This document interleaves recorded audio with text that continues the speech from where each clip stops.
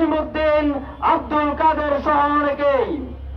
সম্মানিত উপস্থিতি, আপনারা জানেন সেদিন সকালে জামায়াত ইসলামী যখন মঞ্চ তৈরির জন্য পল্টনে কাজ করছিল, বিনা উস্কানিতে আওয়ামী লীগের সন্ত্রাসীরা সেখানে হামলা চালিয়েছিল।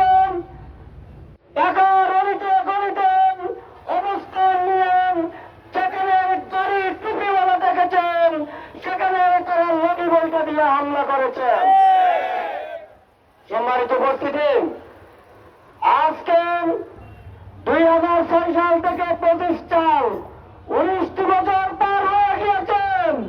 শহীদ শিপনের হত্যাকারীদের বিচার এখন বাংলার জনগণ দেখে নাই। 2008 সালে ক্ষমতায় এসে মামলাগুলো প্রত্যাহার করে নিয়েছেন।